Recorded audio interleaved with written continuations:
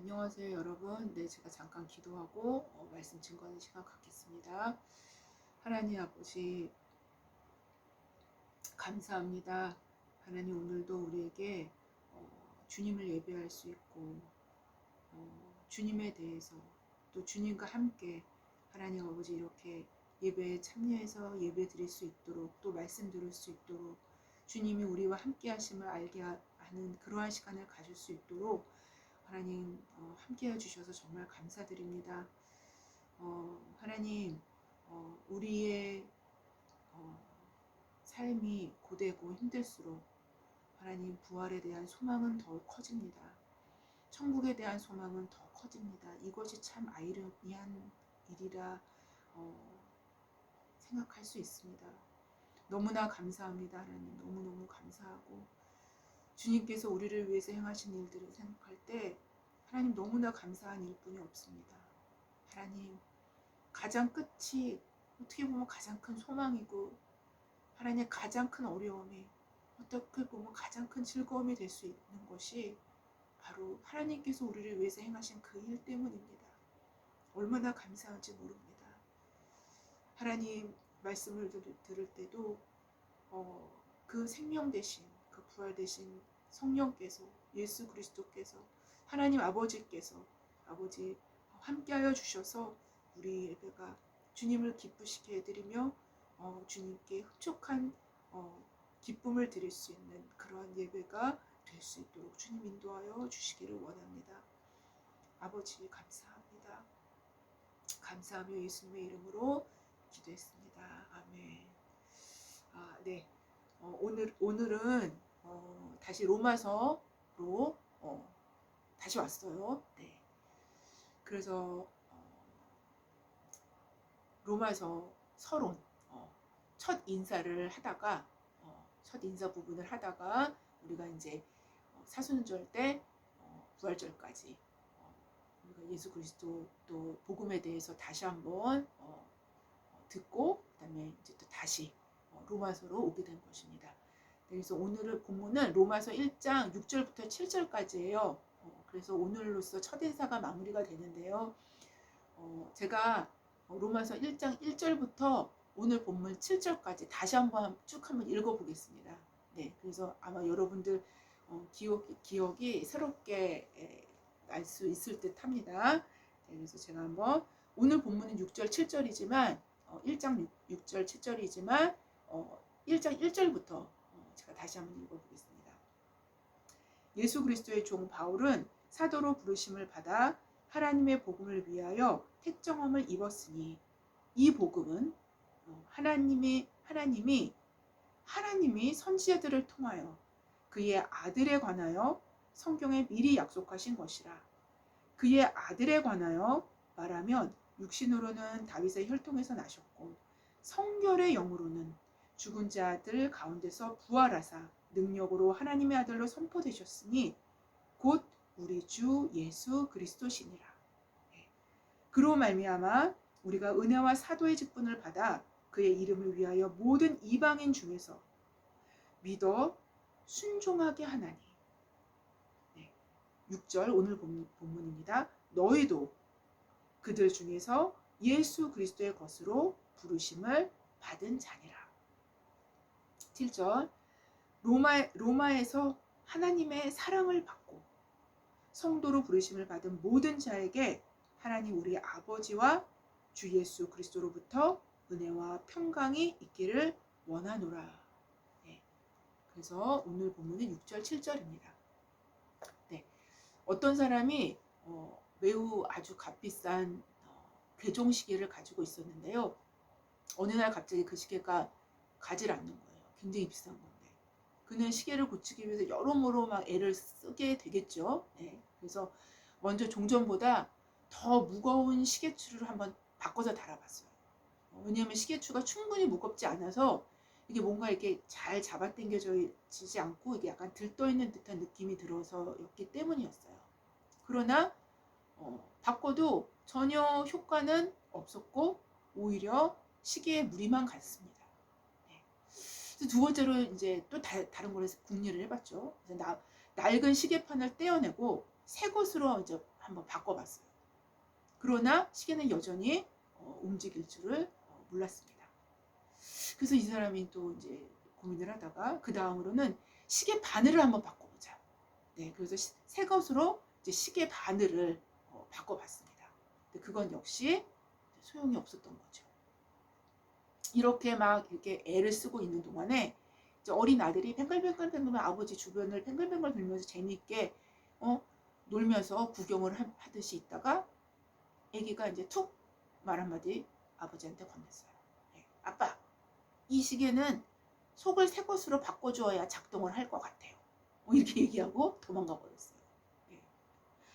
여러분, 이 말은 모든 부분에 적용이 됩니다. 그렇죠? 네. 사실상 인간의 거의 대부분의 모든 문제는 이제 속에 있는 것이죠. 속이 바뀌어야 문제가 해결될 뿐만 아니라 속이 바뀌면 그 전에 문제시 있었던 것이 문제로 여겨지지 않을 수도 있어요. 뿐만 아니라 진짜 중요한 문제를 새롭게 인식을 할 수도 있습니다. 왜냐하면 인간이 인식하게 되는 모든 문제는 인간 본인의 어떤 내부적 환경 조건에서 처리가 되는 방식을 통해서 문제의 여부가 결정되어지고 또 판단되어지기 때문인 것입니다. 따라서 크게 본다면 인간 내부적 환경이 바뀌지 않는다면 세상은 바뀔 수 없습니다. 네. 세상은 절대로 바뀔 수 없습니다. 네. 그렇다면 인간 내면, 즉 내부적인 환경을 변화시키는데 결정적으로 중요한 역할을 하게 되는 것은 무엇일까요? 여러분 무엇이라고 생각하십니까? 마음의 수련과 치유센터에서 권장하는 프로그램으로 가능할까요? 마음의 안정을 찾고 마음의 어떤 돌을 닦으면 가능할까요? 성경적인 패러다임으로는 이런 것들은 마치 이와 같아요. 마치 이것과 같습니다. 네. 상한 식재료로 무엇을 만들든지 간에 어떤 요리를 정성껏 만들든지 모두 상한 음식일 뿐입니다. 아무리 최고의 요리사가 만들어낸 요리라 할지라도 상한 음식일 뿐이라는 것이죠. 성경은 딱 한 가지 본질적인 해결책을 제시합니다. 무엇일까요? 마음의 주인을 바꾸는 것입니다. 이것이 본질적으로 성경이 주는 해답입니다. 상한 식재료인 우리 자아로 어떤 것을 만들든지 어떠한 최고의 요리를 만들든지 결론은 상한 음식일 뿐이라는 것이 바로 성경적인 해답이라는 것입니다. 따라서 내 마음의 주인은 나 자신이라는 생각은 마치 길이 없는 미로에서 끝없이 맴맴도는 결국에는 미로에 갇혀 있음을 인식할 뿐이 안 되는 것입니다. 인간의 마음 자체에는 길이 없다는 것입니다. 성경은 말씀하고 있는 것입니다. 길처럼 보일 순 있으나 길처럼 보일 수는 있어요. 그러나 실제 길은 아닙니다. 단지 내 마음의 주인인 나 자신에게 갇혀서 나올 수 없게 되든지 자신의 길을 찾은 것처럼 착각할 뿐이라는 것입니다. 길은 예수 그리스도 한 분뿐입니다. 이것이 성경의 진리입니다. 바로 마음의 주인을 바꾸는 것. 그래서 예수 그리스도를 마음의 주인으로 모셔드리는 것. 이것이 모든 영역에서 구원받는 것이 되는 것입니다. 여러분, 그리스도인은요, 해꾸질은 당할 수 있어요. 예. 해꾸질은 당할 수 있습니다. 그래서 결론적으로는 구원입니다. 예. 이러한 일은 인간 내부적으로는 사실상 마음의 주인을 바꾸는 걸 얘기하는 겁니다. 사실상 혁명적인 일이라 표현할 수 있는 것입니다. 이러한 혁명은 어떠한 혁명보다 더 본질적이고 더 극진적입니다. 지금까지 내 마음의 주인은 당연히 내 자신이었는데 내 자신이라는 주인을 폐기시키고 그리스도를 내 마음의 주인으로 삼는 것이기 때문인 것입니다. 그래서 이것만큼 혁명적인 것이 없어요. 이것만큼 급진적인 것이 없는 것입니다. 그런데 이러한 인간의 내부적인 혁명은 인간 자신의 힘으로는 절대적으로 불가능합니다. 절대적으로 불가능하기 때문에 성경은 이를 가리켜 은혜, 혹은 택정, 혹은 예정이라는 용어들로 사용하는 것입니다. 예. 그래서 오늘 본문은 너희도 제가 한 개 빼먹었네요. 네, 택정, 예정, 혹은 또 다른 의미에서는 부르심이에요. 예. 다 이게 하나로 연결이 됩니다. 예. 바로 이런 용어로 사용하는 것입니다. 그래서 오늘 본문은 너희도 그들 중에서 예수 그리스도의 것으로 부르심을 받은 자니라. 예수 그리스도의 소유로, 것이라는 건 소유죠. 네 것, 내 것, 네 소유, 내 소유, 그렇죠? 네, 그래서 예수 그리스도의 것으로 부르심을 받은 자니라 라는 표현은 예수 그리스도의 소유로 부르심을 받은 자니라 라고 기록을 합니다. 이렇게 표현을 하고 있는 것입니다. 그런데요, 오늘 본문 6절이죠. 6절 본문에서 너희도 그리스도의 것으로 부르심을 받은 자니라 라는 요런 라고 로마 교회의 교인들에게 기록을 할 때 너희도 라고 사도 바울이 말씀을 하시고 계시죠. 표현을 하시고 계시죠. 네. 너희도는 바로 그 윗절 5절을 받고 있어요. 네. 즉 사도 자신이 모든 이방인들 중에서 택한 자들을 믿어 순종하게 하는 직분을 받았음을 설명하면서 바로 이들 중에 너희 로마 교회도 이들 중에 이 교인들 중에 믿어 순종케 하는 이들 중에 포함되어 있다라는 말씀을 하시고 계시는 것입니다. 다시 말씀드린다면 예수 그리스도의 것으로 부르심을 받았다라는 것은 문맥상 믿어 순종하게 되었다라는 의미를 갖고 있습니다.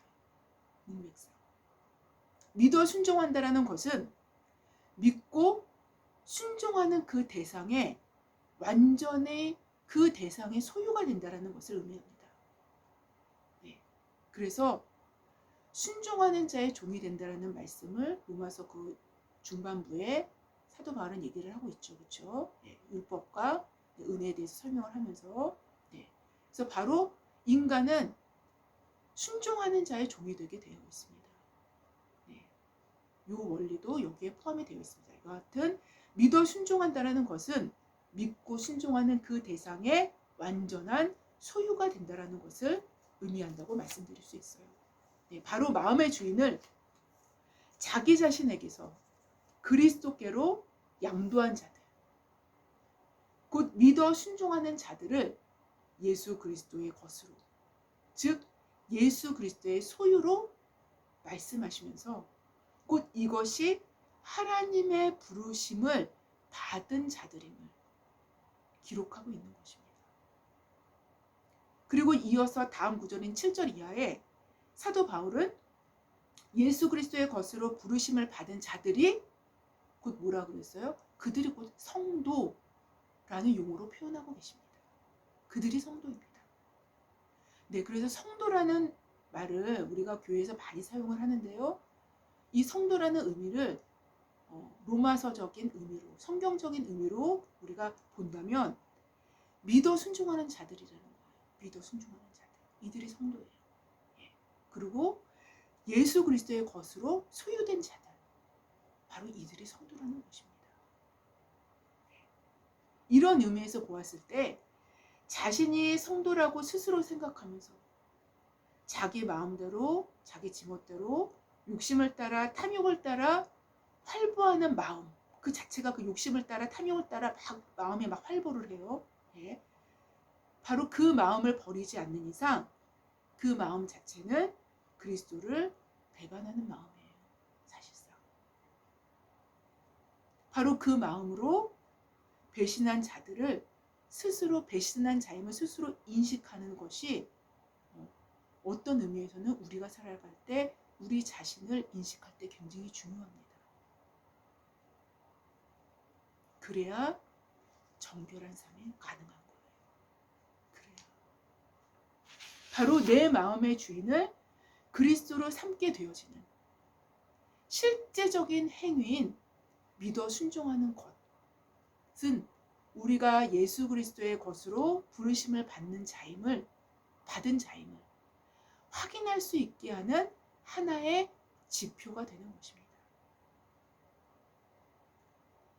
역으로 예수 그리스도의 것이기에, 예수 그리스도의 소유이기에 우리는 그분을 믿고 그분께 순종해야 할 의무와 특권이 부여되게 되는 것입니다.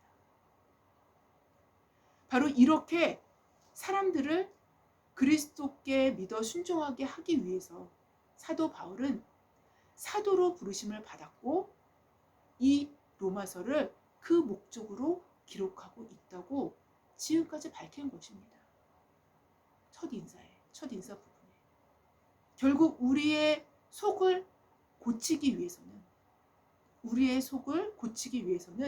진짜 내 마음의 주인이 누구인가? 그리고 누구에게 순종하고 있는가? 라는 질문을 반드시 우리 자신에게 해봐야 된다는 것입니다. 저와 여러분의 대부분의 문제는 바로 이와 연결이 되어 있습니다. 내 마음의 주인으로 내 자신이 회귀되어 돌아오진 않는가?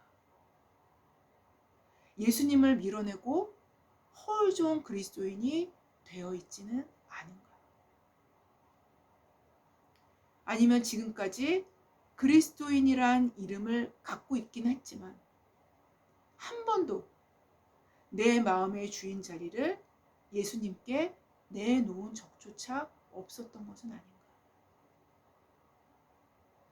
여러분, 만약에 내 마음의 주인의 자리를 예수 그리스도께 내어놓은 적이 한 번도 없었다면 그거는 실제적으로는 그리스도인이 아닌 거예요. 예. 그리스도인이냐 그리스도인이 아니냐를 결정하는 것은 바로 이것에 있는 거예요.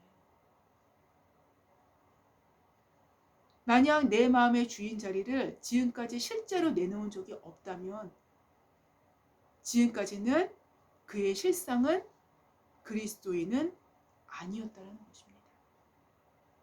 하지만 앞으로 그리스도를 믿음으로 현실적인 내 삶에서의 순종이 된다면 그는 진짜 그리스도인의 길을 가게 될 수 있다는 것입니다.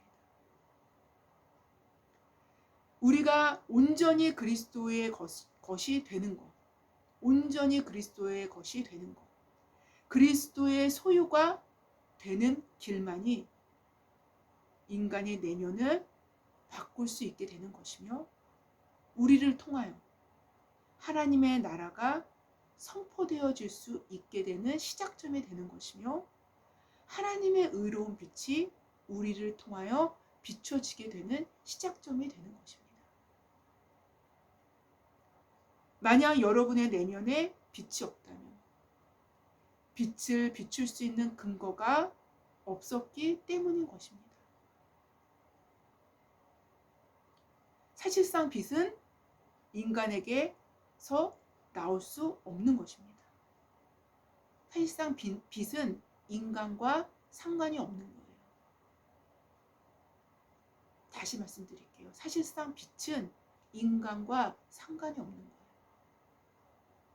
그냥 그 빛 대신 예수 그리스도께서 우리 내면의 소유주로 확정이 되셨을 때, 그분이 내 주인이 되셨을 때 그분에게서 빛이 나오는 것입니다. 빛을 비출 수 있게 되는 유일한 방법은 그래서 빛 대신 그분이 우리 안에 있어야만 하는 것입니다. 예수 그리스도의 것으로 그분의 소유로 부르심을 받았다면, 다른 표현으로는 성도라면 그 내면의 마음의 주인이 빛 대신 그리스도이시기 때문에 반드시 빛이 발사되는 것입니다. 발산되는 거예요. 그 빛은 자신의 내면을 비추기 시작하더니만 급기야는 자신의 외부도 비추게 되는 것이죠. 그래서 예수 그리스도의 것, 소유로 부르심을 받은 자들은 누구나, 여러분 이거는 누구나입니다. 예외가 없다라는 거예요. 누구나. 예수 그리스도의 것으로, 예수 그리스도의 소유로 부르심을 받은 자들은 누구나 예외 없이 그 내부로부터 세상을 변화시킬 수 있는 개혁의 빛덩어리를 품고 있는 거예요. 여러분 이건 굉장한 것입니다. 여러분 이건 굉장한 거예요. 왜냐하면 그들의 마음의 주인이 실제로 세상보다 크신 분이시기 때문이에요. 그들의 발이 닿는 곳에는 여러분 그 빛덩어리도 함께 가는 겁니다. 바로 로마서는 이렇게 예수 그리스도의 것, 소유로 부르심을 받은 자들, 즉 하나님의 사랑을 받고 성도로 부르심을 받은 자들을 향하여 사도 바울이 지금 로마서 전체를 편지를 보내는 거예요. 바로 이 사람들한테 보내는 겁니다. 수신자가 바로 이런 자들이에요. 이런 자들에게 하나님 우리 아버지와 주 예수 그리스도로부터 은혜와 평강이 있기를 원한다는 내용으로 편지의 첫 인사를 마무리하고 있는 것입니다. 은혜와 평강으로 인사하는 것은 사도 바울의 서신서에서 굉장히 많이 볼 수가 있어요. 반복적으로 나타나는 어떤 통상적인 표현이에요. 근데 은혜는 그 헬라식 인사라고 이미 알려져 있고요. 그리고 평강은 히브리식 인사법이라고 이제 일반적으로 알려져 있습니다. 샬롬하고 얘기를 하죠. 히브리식은. 그래서 이 두 가지, 헬라식과 히브리식이 이 두 가지가 한데 모여 있는 인사법이 은혜와 평강이 너에게 있을지어다 라는 요 인사법입니다. 네. 그래서 사도 바울의 서신서에는 거의 대부분 다 나와 있습니다. 네. 그래서 특별히 은혜는 사도 바울이 보편적 헬라식 인사에서 나오는 그 카이레인, 기뻐하다라는 의미인데요. 요것을 약간 살짝 변형을 해서 카리스라는 은혜라는 용어로 아주 그 살짝 변형을 해서 그렇게 이제 인사를 하고 있는 것을 우리가 발견할 수 있습니다. 네. 그래서 여하튼 은혜와 평강은 복음을 함축적으로 표현하고 있는 인사법이라고도 우리가 말씀드릴 수 있어요. 네. 하나님의 사랑과 그리스도의 은혜의 원인이 되어서, 그것이 원인이 되어서 우리에게 복음이 주어졌다면 아들의 복음으로 말미암아 그 결과물로, 그 아들의 복음으로 말미암아, 그 십자가의 죽음으로 말미암아, 부활로 말미암아 그 결과물로 우리와 하나님 사이에 평강이 주어졌기 때문이에요. 평강이. 네. 그래서 은혜와 평강이 어떤 의미에서는 복음을 함축적으로 표현할 수 있는 인사법이라고 말씀드릴 수도 있습니다. 여하튼 사도는 그리스도의 것으로, 그리스도의 소유로 부르심을 받은 자들, 즉 다시 말씀드린다면 성도로 부르심을 받은 자들에게 은혜와 평강이 있을지어다 라고 오늘 첫 인사를 마무리하게 됩니다. 여러분의 실제 마음의 주인은 누구십니까? 실제로 여러분의 마음을 주장하시는 분은, 주인은 누구십니까? 누구를 믿고 누구에게 순종하십니까? 마음의 주인이 바뀌지 않으면 내면의 변화는 없습니다. 인간에게 있어서 내면의 변화는 없습니다. 제가 한 가지 이야기를 해드리고 말씀을 마칠까 합니다. 땅의 소유권, 땅의 소유권을 놓고 두 사람이 막 싸우고 있었어요. 이거 내 땅이야, 이건 네 땅이야, 이거 내 땅이야. 둘이 싸우고 있었어요. 싸우다가 해결을 못 봐서 랍비를 찾아온 것입니다. 두 사람이. 그래서 두 사람이 랍비에게 이제 중재를 요청했어요. 그러자 랍비가 이렇게 말을 했습니다. 내가 그 땅에게 너희 주인이 누구냐라고 물어보겠어. 땅한테 직접 물어보겠다는 거죠, 랍비가. 그러더니만 랍비는 땅에다가 귀를 이렇게 대더니만 그런 후에 잠시 후에 고개를 들고 랍비가 이렇게 얘기를 했어요. 땅이 말하기를 당신들 모두 자기 주인이 아니라는데요. 오히려 자기가 당신들의 주인이라고 합니다. 왜냐하면 당신들은 흙으로 되어 있기 때문에 곧 흙으로 돌아갈 것이 아닙니까? 그래서 내가 니들 주인이야 라고 소유권을 흙이 주장하고 있었던 거예요. 바로 이 얘기를 이 두 사람한테 얘기를 해준 겁니다. 여러분, 흙이 여러분에게 자신의 소유권을 주장하기 전에 그리스도의 확실한 소유가 되시는 것이 어떻겠습니까?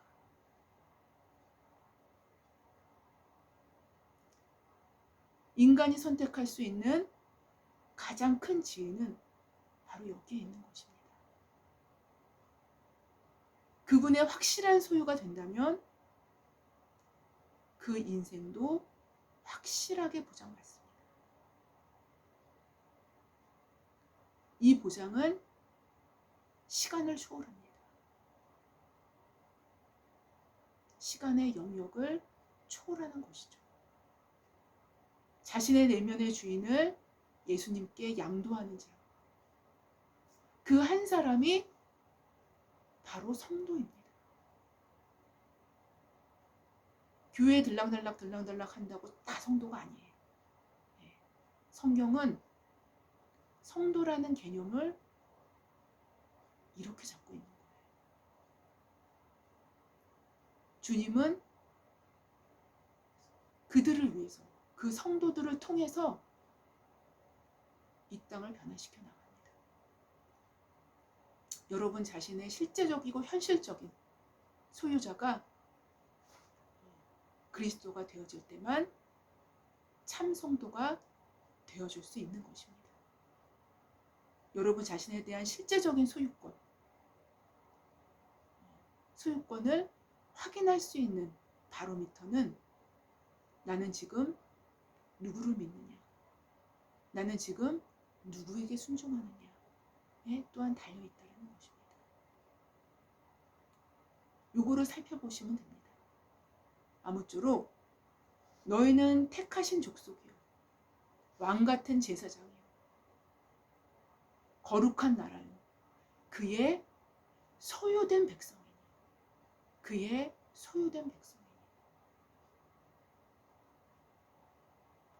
바로 그의 소유된 백성됨으로 우리를 어두운 데서 불러내어서 그의 기이한 빛에 들어가게 하신 이의 아름다운 덕을 선포하는 그런 저와 여러분의 삶이 되시기를 주님의 이름으로 기도합니다. 네, 제가 잠깐 기도하고 마치겠습니다.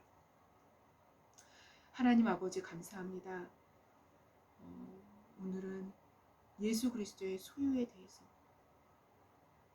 그리고 믿고 순종하는 자가 바로 그 소유된 자의 바로미터가 되는 하나님 우리가 오늘 로마서 1장에 있는 첫 부분에 있는 첫 인사의 마지막 부분을 살펴보는 시간을 가졌습니다. 하나님 우리에게 예수 그리스도의 온전한 소유가 될 수 있도록 하나님 우리의 삶을 이끌어 주시옵소서. 감사하며 예수님의 이름으로 기도했습니다. 아멘. 감사합니다.